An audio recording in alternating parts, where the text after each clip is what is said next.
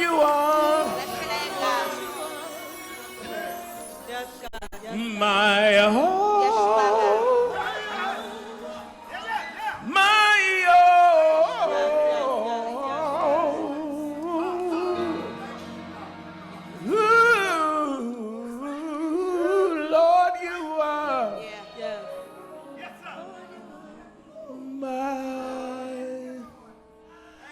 my own. Yes. You are my own, my own. Lord, you are my own. You are my own.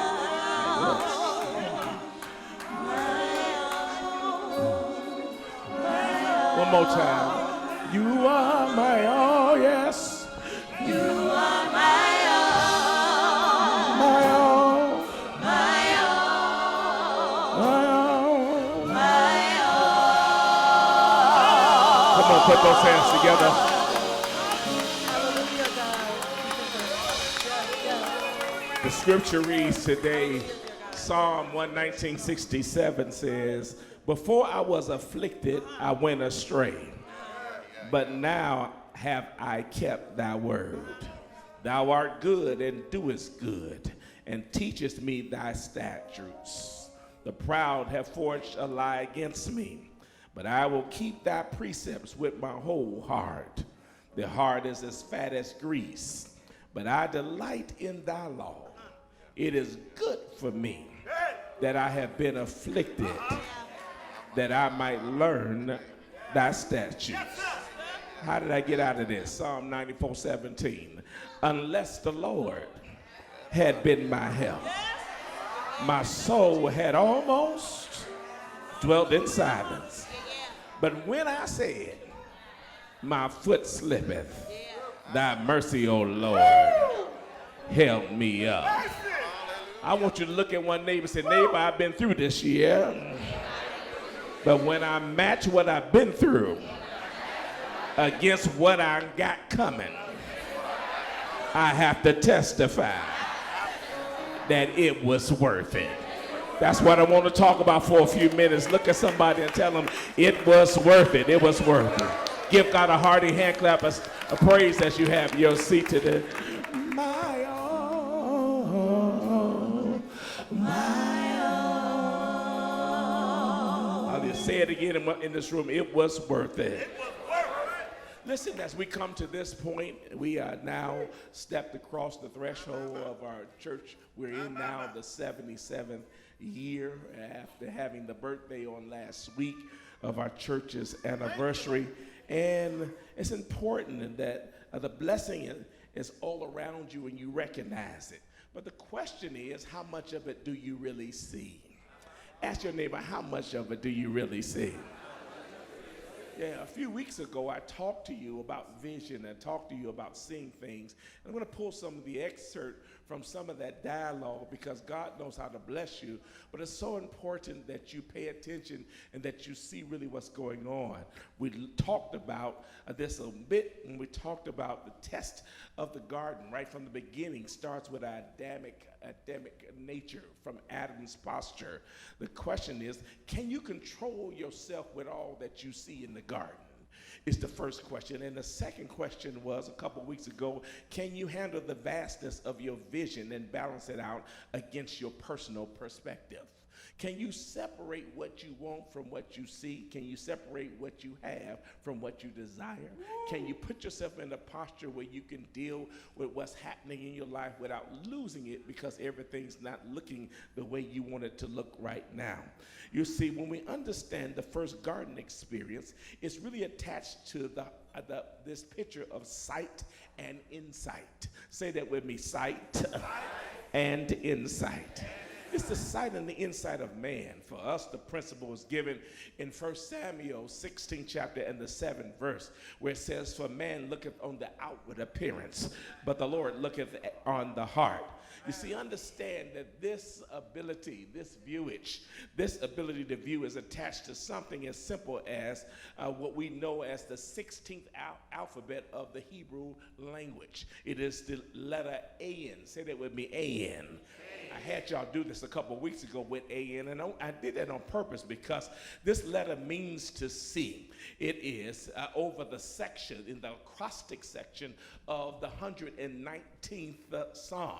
119th Psalm rehearses all of the Hebrew alphabet. You'll see little words at the top of sections. Those literally are the Hebrew alphabet. This N happens to be the alphabet that means to see. That it highlights the eye and reveals more to man, and talks about the essence that when you have the eye will reveal more than any of the other four senses, more than hearing and tasting and smelling and touching. This is why sermons on faith emphasize what we hear so crucially, because we automatically see so much more than we hear. The whole deal is that tasting, touching, smelling, and hearing are very much senses that can include choice, but seeing is involuntary and it sneaks up on you because it's hard to forget what you saw with your own eyes. And so seeing sticks out and it has a different posture. Just by mere looking, we are forced to consider what comes across our external vision. The fact is that we sense through seeing more than we do anything else. We sense, this whole sense of seeing allows us to constantly gather. In Genesis 16:7, this alphabet is defined as the spring of water. And it's interesting here because Malcolm writes that the eye is the window of the brain. And since it is through the sense of sight that man perceives external impressions, that he then internalizes, enabling him to understand them more thoroughly. And so you see, so you can get a clearer picture, so you can know and understand really what you are looking at, perceiving, or how real or legitimate it is.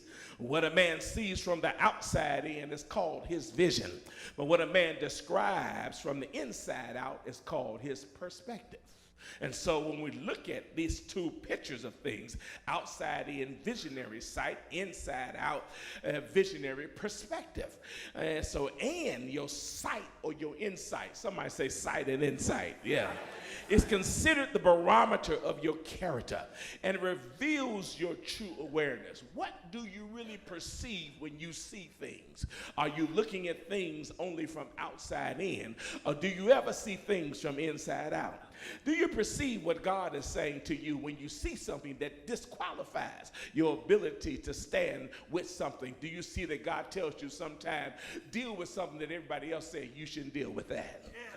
Does God every once in a while tell you to give somebody a chance that everybody else has already written off? Because often what we see from the outside deters us from moving forth for what we should be seeing from the inside. There's a part of me, there's a part of you that people can't see. But if they didn't try us, they wouldn't know us at all. The deal is that I need you to see both ways. Somebody say, I need you to see both ways. And understand this, when talk about this whole seeing, it is the barometer, not the thermometer. It is not whether you're cold or hot on the issue, but it's whether you're steady, unstable, or whether you're solid on a particular matter or circumstance. This is why what you see really matters. When God gives you a vision, that vision is your connection with the eye of your purpose. And knowing that then, from what you see, you get a chance to step into a relationship with God. Because from what you see, you begin to understand the essence of what brings you relationship. God has some things attached to your future that you got to start seeing for yourself. He can tell you you got an inheritance coming, but until you start seeing that there's an inheritance in my future, and you can't see it from outside in, you got to see that from the inside out. You got to be saying, I trust God with my faith that whatever he promised me is going to take place. And from that particular moment, it shifts the way you deal with things. You start walking like you already got it. You start believing like it shall come to pass. You start stepping forth like there's nothing that can stop it from happening. And you start testifying, talking about, and living like you expect whatever God promised to manifest in your life. As a matter of fact, you don't even have to worry about it when you start getting to a point where you believe God in the midst of it. The confidence in God shapes and shakes you up to let you know that your inheritance is so real that when we regard our inheritance, we see it as our portion, our share, our benefit of this life's journey. It's the residue of God's outpouring on his family. And it's not by works nor by association, but it's by relationship. Is there anybody here who's glad to say, I got a relationship with God and I love it? Somebody ought to bother your neighbor and say, do you have a relationship with God? The whole deal is that when you have a relationship, you're not afraid to stand on the essence of that relationship, because it begins to make sense for you. Our inheritance is attached to God's will, and a will is a testament of distribution by an executor. Understand, only possible benefactors and inheritors are invited to the reading of the will. And if you are not part of a benefactor, or you're not part of the inheritor process, then you won't even be invited to the reading of the will. And so I gave you a few weeks ago an opportunity, if you had never ever experienced it, to be a part of a will and to listen to a will being read that has your name on it. Somebody here tell your neighbor, this will got my name on it. Yeah. Hebrews 9th chapter verse 13 through the 15th verse says, for if the blood of bulls and goats and the ashes of a heifer sprinkling the unclean sanctified to the purifying of the flesh, how much more then shall the blood of Christ, who through the eternal Spirit offered himself without spot to God, purge your conscience from dead works to serve the living God? And for this cause, somebody say, for this cause. Tell your neighbor, he about to talk about me now. For this cause, he is the mediator of the New Testament, that by means of death, for the redemption of the transgressions that were under the first testament, they which are called might receive the promise of eternal inheritance. Somebody tell your neighbor, God has promised me some stuff. And so I am determined, no matter what it looks like, no matter what it seems like, to stay in there, because I'm part of the will. Somebody tell your neighbor, I am part of the will.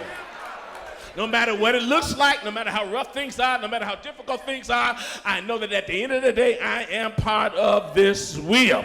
And this blessing, that your inheritance is established by God's order, not by human friendship, blows my mind, because it talks about God's everlasting inheritance and promise that he has for us. So the real question is, how do I keep from blowing this great opportunity I have in God to do well? Because God gives us an opportunity to do well. It's just up to us to do something about it. The scripture tells us, don't despise small things, but reject small perspectives, because small perspectives can lock you out of a whole lot of things. Don't be looking at stuff little when God says they're big. Don't get caught thinking little when big is all around you. If God has everything, if the earth is the Lord's and the fullness thereof, and the world and they that dwell therein, why act like you're not going to get yours? Somebody here got to tell you, going to nudge your neighbor, say, I am going to get mine. I am going to get. You got to make up your mind that it does not matter what they say, what they do, or what it looks like. If God promised me something, I know that it is yet and coming on the way.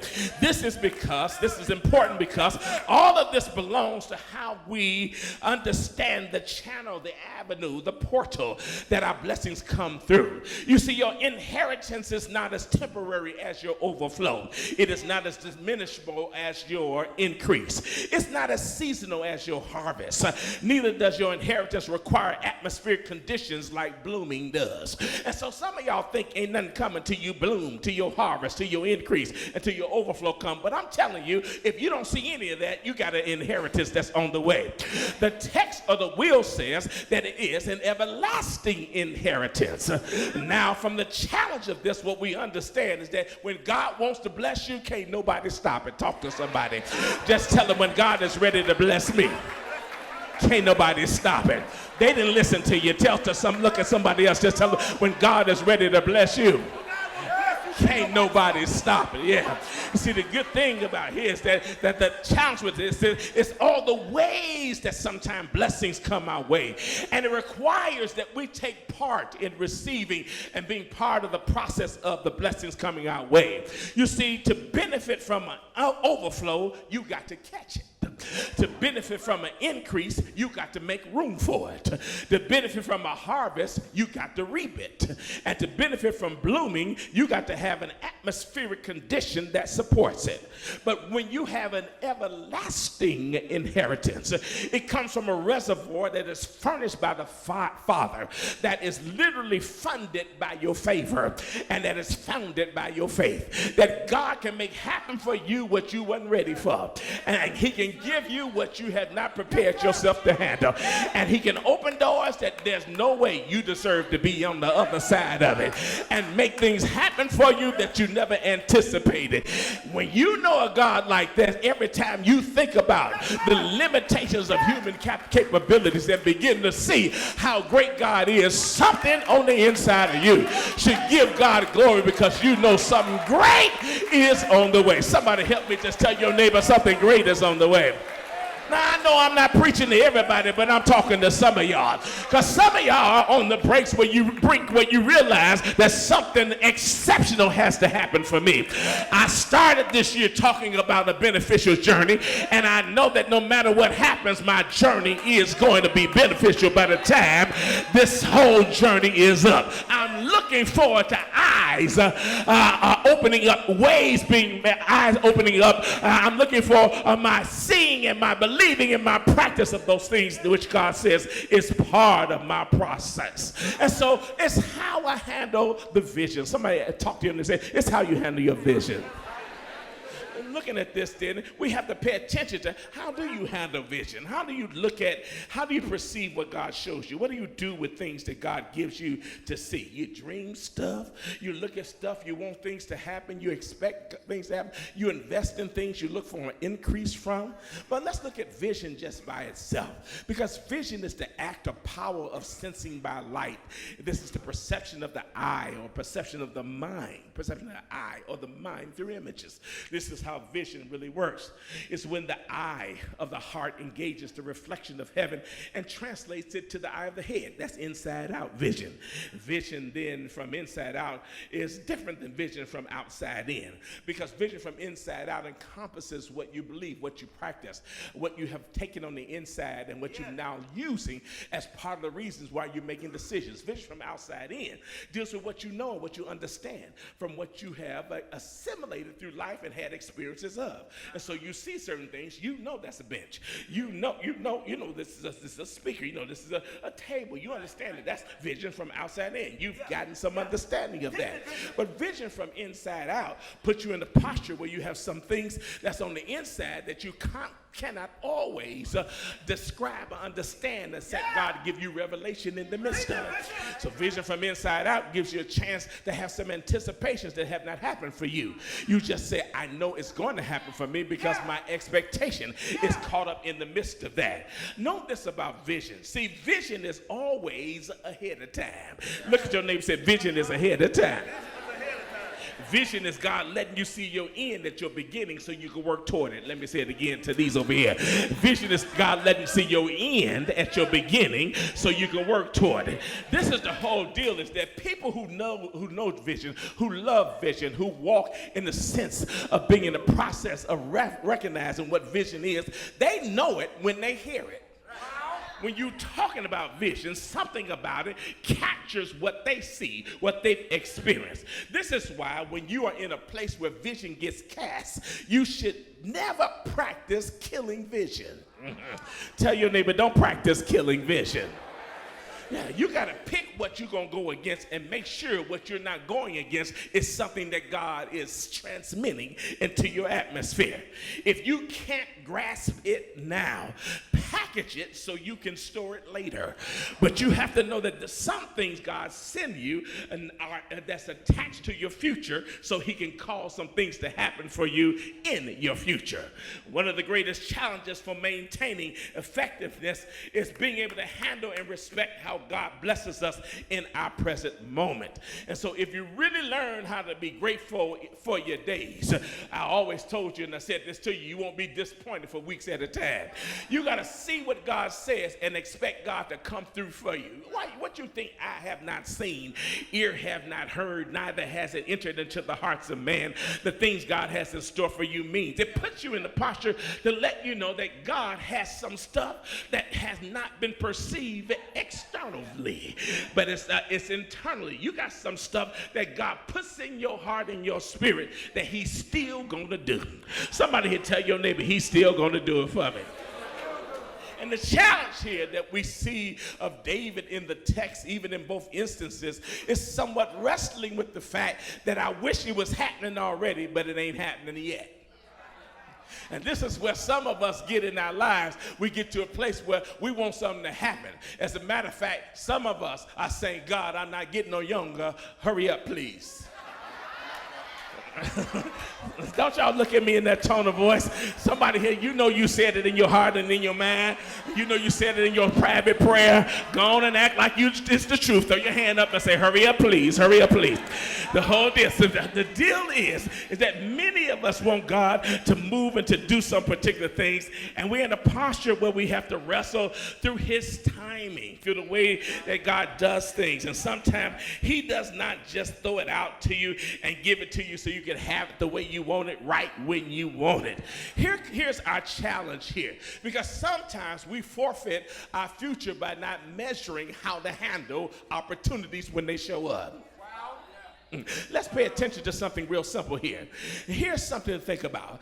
People often spend too much time managing their taste when they should be managing their reality.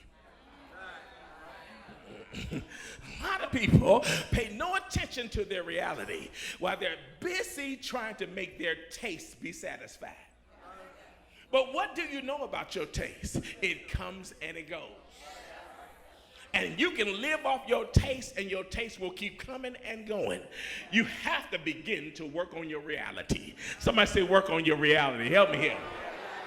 Your taste is a matter of choice, but your reality is not.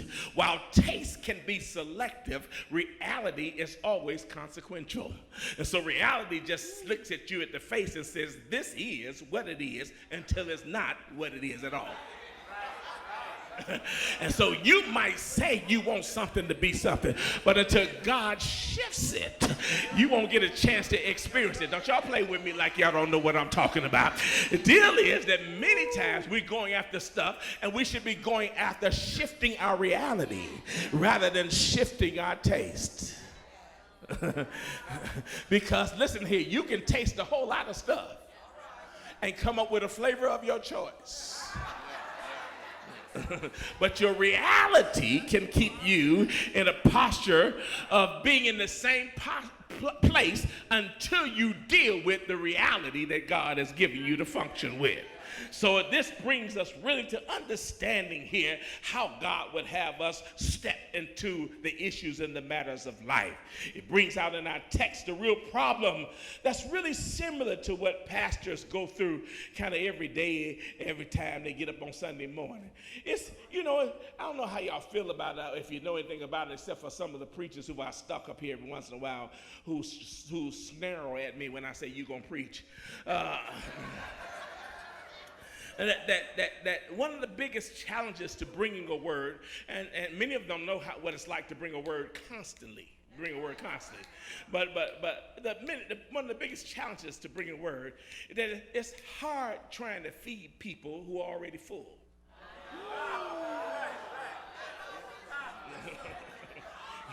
People come to church full of a whole lot of stuff.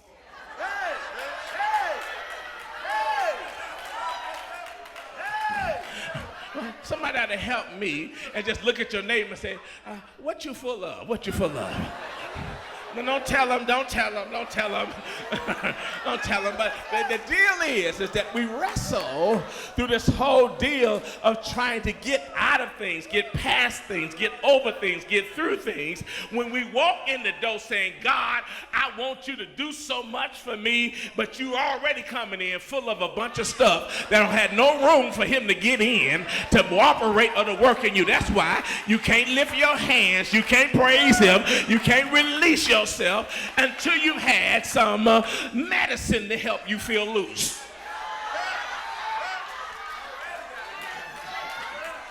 Well, when you had your medicine, that medicine helped you get loose a little bit. The whole deal is, the problem is that if you need that to get free, then you really not free at all. You full of.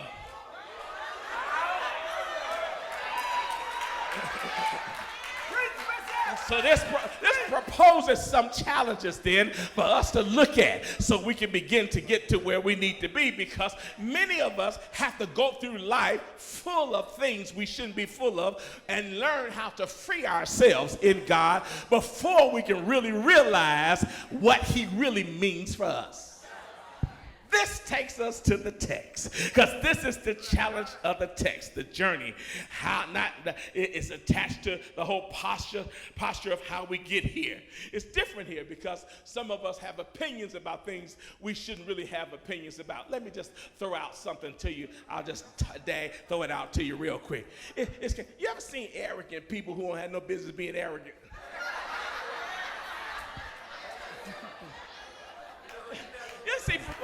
You ever seen folks stuck up and you know they ain't got nothing? They stuck up and they ain't got nothing. They all dressed up, nowhere to go, and nobody cares. Got all this other stuff kind of going on. I know y'all think I'm crazy, but I am. And so here's the whole deal. Here's the major challenge. Because see, where arrogance really comes from is that it happens when we feel we have a different set of rules that apply to us because of our status, our ability, or our privilege. And we forget that we ain't no better than the person sitting next to me. Somebody here just look at your neighbor and say, listen here, you're not no better than me, I'm no better than you. We just stuck in these seats right now together. Go until we stuck in these seats together. You see, when you start making the playing field even, when you start understanding what you're dealing with, now you can deal with people for real. One of the biggest challenges in getting people to be real or being around real people, remember I told you, it's hard to preach to fool people. The whole deal is one of the biggest challenges is that people have so much superficiality that they've been practicing all week long. Got so many things they've been hiding from everybody. Some of the stuff they even hid it from themselves. and so many different things they have going on that when it's time to share and to be in relationship and open where God can come in and move and bless our hearts together, it's a big challenge because I got so much weight, so many things I'm dealing with that I'm carrying that I can't get free enough to let God have full control. And the Hebrew writer says it like this in the 12th chapter, first verse. He says, wherefore seeing we are compassed about with so great a cloud of witnesses, let us therefore lay aside every weight and the sin which does so easily beset us. And then let us run with patience the race that is set before us, looking unto Jesus, who is the author and the finisher of our faith. He's saying, lay some of that stuff down. Don't come and look at your neighbor and say, get rid of all that stuff. I ain't had nothing to do with what they did to you this week. Go on, tell somebody, I ain't had nothing to do with who made you mad.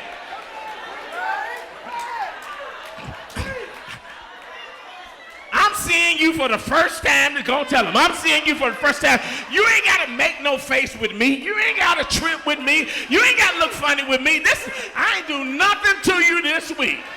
Put on your happy face and act like you're glad to be in the house of the Lord because God kept you another day.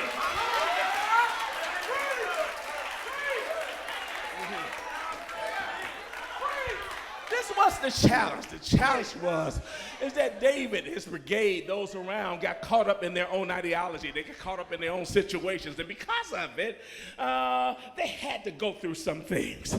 And God, my God, he's such a proficient teacher, isn't he?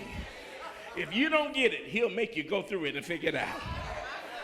And so when we look here, one of the big questions of the journey is, how did we get here together? One way is by not understanding the role, my role with people. The deal is that you should never get caught up in people or personality hype. Your obligation is to God, and people belong to him. I don't care what their title is. Amen. From the bishop to the littlest child on the pew, those down in the children's church right now in the other edifice. Understand, nobody's bigger or better than the other. Always know that the need of those you are assigned to is always bigger than your ability to fulfill it. You're supposed to help each other. Somebody tell your neighbor, that's what we're for, to help each other. Not to talk about how bad each other mess up. We're supposed to help each other. You can satisfy them sometime because satisfaction can become a gift. But understand, divine contentment in life in the process is something that comes from God. It is an earned thing. When you're okay with yourself, you'll start being okay with other people. Woo! Woo! I need you to help me here and talk to somebody and tell them, when you get okay with yourself, you'll start being okay with other people. Long as you're not okay with yourself, we got something to deal with.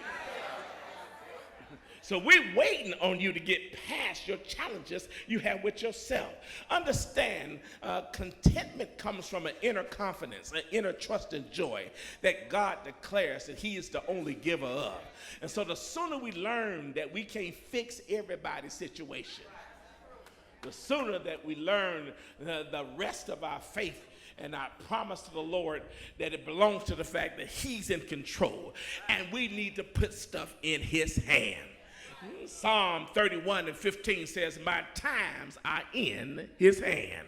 Deliver me from the hand of my enemies and from them that persecute me. See, we are in error when we trust people with the faith that only God deserves. Some stuff we need to make sure that we point it toward God.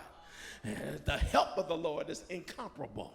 That God can help you. He can make things happen like nobody else can make it happen.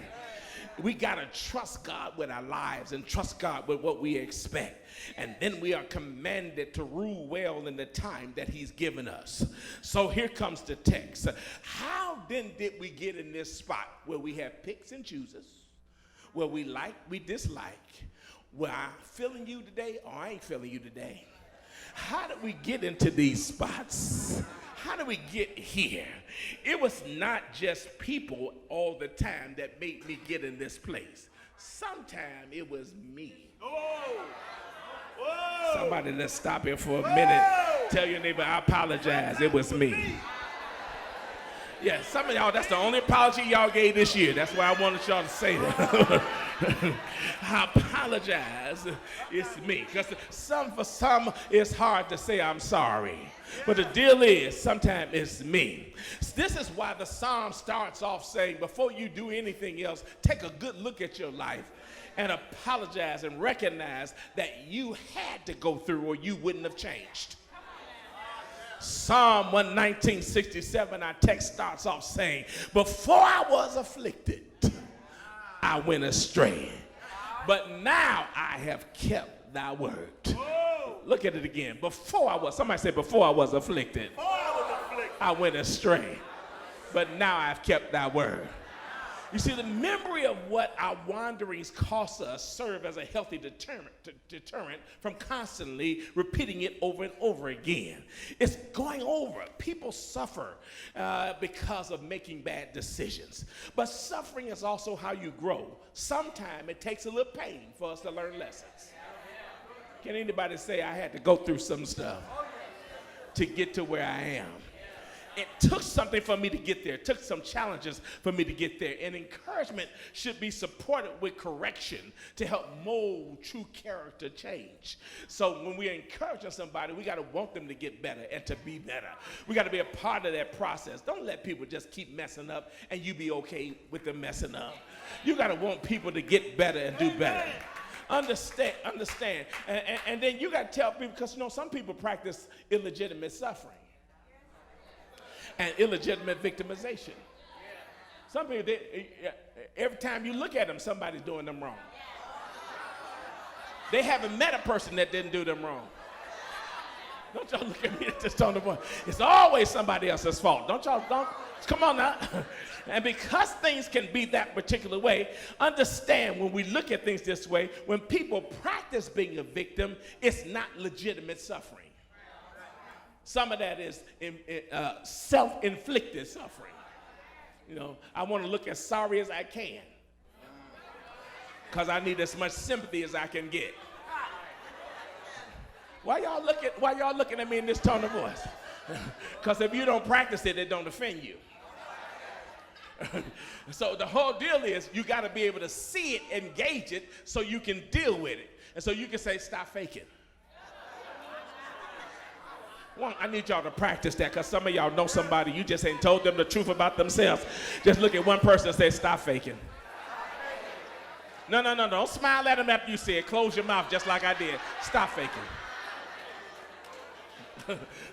Some people practice it so long that sometimes, they go through the motions and they know it's a game. They know it's a game. And sometimes it's because I just want more attention. I feel like I need more attention. I'm like, I ain't gonna get through with this message. I feel it right now. I need more attention. Let me tell you a little story. When my mother was in a wheelchair since I was 13 years old. We had to take care of her, pick her up, put her in a wheelchair, take care of her back and forth. Along that line, she was sick a lot of years. Y'all know she was here along that line, and she actually was at one point, after teaching school for many years, Farron School, 51st in State Street, she got to a place where multiple sclerosis first hit her. They didn't know what it was the first 3 years. They exhausted $1 million worth of her insurance at University of Chicago. Then they sent her out to Oak Forest. She, at that particular point, couldn't move from neck down at all. She had no movement. She kept working, saying, I'm not going to stay paralyzed. So she started with her fingers, because y'all know she was a piano player, piano teacher. Started with her fingers, then it went to her forearms, then she went to her arms. She had little weights in there, squeeze balls. Then she started working on her shoulders. And then before you look up, she was able to move her arms, reach over and get stuff. Took a year or so for stuff to go. Then she started moving around and turning a little bit. So she could sit up in a wheelchair again. Yeah, so she was able to function along that line. My dad never got sick. He was never sick before. I don't remember him ever really been sick in my life, except for one hospital visit he had for hypertension, for diabetes, maybe sometime in the 60s, that he had been sick. And when my dad had a little simple stroke, what he did was he took the moment, and my mother for all these years was getting all the attention from all of us, all 5 children. We would take care of my mother whenever we had to take care, because he was busy running around. He was preaching and doing all the word, the Lord's will, all that kind of stuff. He taking care of the peoples of God. He's doing all that. Love him for it. I mean, I understand, I got a good vision of what to do and what not to do from what I saw from him. So it's a great lesson for me to watch and to observe how far to go and when to cut off. And I didn't learn it till some of it was later on in the ministry. I wish I had cut off earlier and given my children more time. No. Yeah. But I gave my children probably maybe 4 times the time that my dad gave us. I don't remember my dad ever catching the ball with me. Because he was always doing the will of the Lord. Okay. Okay, so I want you to get a good picture. So he gets sick for the first time. He has a stroke. He cannot move his right side. His left leg works a little bit, but his right arm is just dangling. He can't move it, so he has to get in a walker. So what he does is that he takes the moment while my mother is still, she has now learned how to maneuver with the wheelchair. She's learned how to get around, do everything. When she used to get in the bed, she cannot get up and get in the bed like we get. She can't walk, jump up in the bed. She can't do anything. We had to put a triangle up at the bed. Some of y'all who know what I'm talking about. And she has to grab it with her arms. And she has to then turn around, put a board between her seat and between the mattress. And she has to reach over and pull herself into the bed. That's her practice for getting in and out of the bed. So part of her exercise is to make sure she had the upper body strength to get herself in and out the bed. Are y'all hearing what I'm saying? Because she wanted to do everything else she wanted to do, like she still wanted to teach piano, so she had to get out the bed because she still had 35 piano students. And she still was washing his shirts and still doing his collars and still doing the dishes and still cooking food. Are y'all hearing? Are y'all hearing him? Because he got to get up every Sunday. He wasn't like every day. He wasn't like, some of us modern preachers. He had to have a white shirt and a tie and a suit on every day when he walked out the room. When he left the house, because he's a preacher. That's how preachers were back in that day. Deborah's still like that. And so,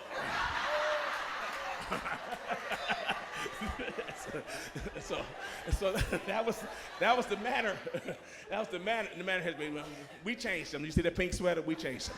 Anyway, and so that was the outfit. He was there every day. He had to be that way every day. So when he got sick and he couldn't move his right arm, so we are all on days to help him.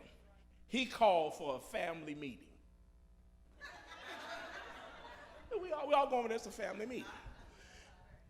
I need y'all to take days to come help me get in the bed, get my pajamas on, get to the bathroom before I go to bed. I had Monday. I don't know who had Tuesday, Wednesday. I had Monday, and I would come sometime on Saturday. And my sister Maddie, she had, Joe had, that kind of stuff, and Marty, everybody had days. So my dad, I think Monday and Thursday was my day. And so my dad is sensitive to the fact that I'm a preacher. I know you're taking care of God's people.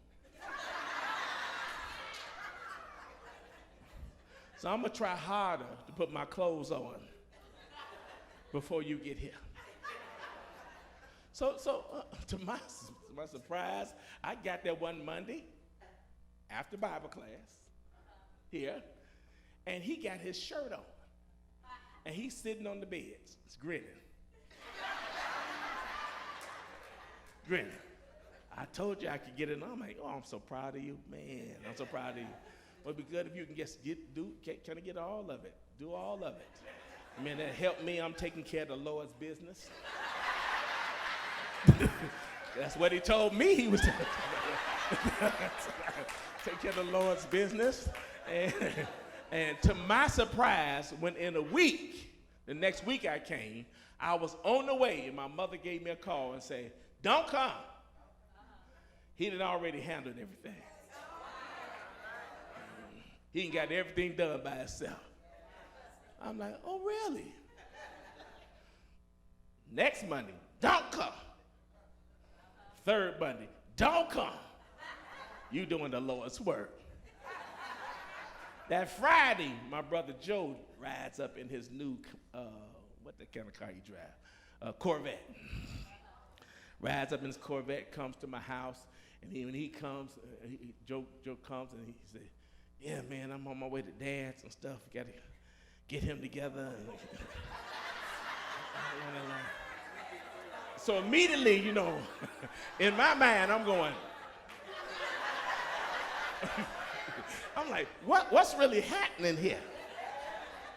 What's really going on? And so when I said, I better say this softly to him. I said, well, you know, I haven't been in over a month. He's like, who took your day? I said, nobody take my day. We just had this discussion about him working better, doing more, because I'm doing the Lord's work. And he decided that he was going to help me do the Lord's work. So he was going to take that off of my plate. And he took it off my plate, and he handled it. And he just took care of it. And my brother's like, I'm like, but y'all can keep going and doing it. What did he do? He pretended with them because he wanted their attention. Are y'all hearing what I'm saying? You got to understand, some people will pretend with you because of attention. Half the stuff people cry about, you can really stop them from crying and say, please stop that. You already do it with children. Stop it. No. So why you can't read grown folk, but you can read children? I hope y'all understand. You can tell, stop that. If you don't stop that crying, you don't stop that. You can break them up. You need to break up some of the grown folk in your life who know how to get on your nerves and get under your skin with things they can do for themselves. And so he told me later, after everybody knew, and he started to have to put on his own stuff and work a little better himself, he started relieving them a little bit more, but he still demanded that they came over. He told me later on, he said, you know what? I'm so glad that you told Joe, because getting in the habit of this help me get stronger. I want you to stop for a minute and take a look at your life and say, neighbor, there are some things in your life only been waiting on you to take control of them. Some stuff you've been saying you can't do, yet you'll open up the Bible and say, I can do all things through Christ that strengthened me. Which one is it?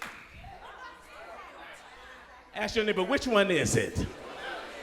You want a better job, more money, you want to go further in school, you're going to have to work it. Ask your neighbor, which one is it? You can't sit back and wait on somebody just to do everything for you. I used to say years ago, we have a God that is a God of public assistance, and the God that's a God of general assistance, but he don't want us to have public assistance and general assistance faith. He wants you to be in a position where you know you can have more and do more and stand up and do it. Understand, everything you've gotten in life right now that you value, you went through because of it. Hey! Yes, sir! And the biggest testimony you have right now is on the other side of your situation, I went through. But at the end of the day, it was worth it. I need some folk in here who don't mind telling your neighbor, I had some storms, but it was worth it. I had some wrestling matches, but it was worth it. I had some fights to fight, but it was worth it. I went through some situations, but it was worth it. And I understand here that part of what I was going through was God getting me to where I needed to be.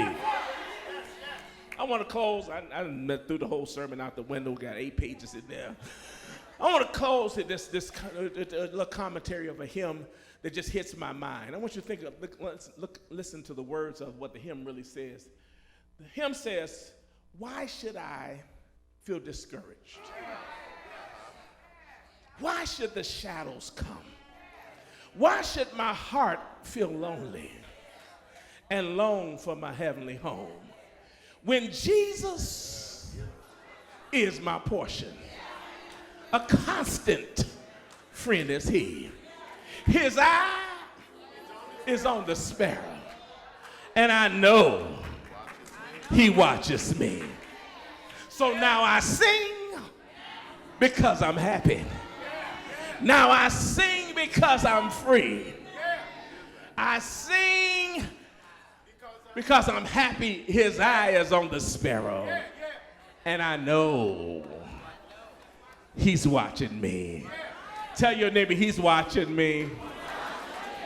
God's got me covered. God's taking care of me. Tell your neighbor, I'm glad he's got me covered. I'm glad he's watching me. I'm glad he's taking care of me. Hallelujah. Somebody who's glad about it, come on, give God some praise. Glorify him yourself. You don't need nobody for this one. You got to do this for yourself. I'm going to be better this week. I'm going to do what I did not do last week. I'm going to handle things in a way that I never handled it before. Hallelujah. He's watching over me. And I know that he's taking care of me. Hallelujah. Would you just tell 3 people he's watching over me? Hallelujah. Yes, he is. Hallelujah. Yes, he is. Yes, he is. Go to the verse. He's watching over me. He's watching over me. With eyes that see through eternity, he's seeing what I can't be. He's watching over me. I know he's watching he's watching over me with outstretched hands, like I know he can. He's watching over me.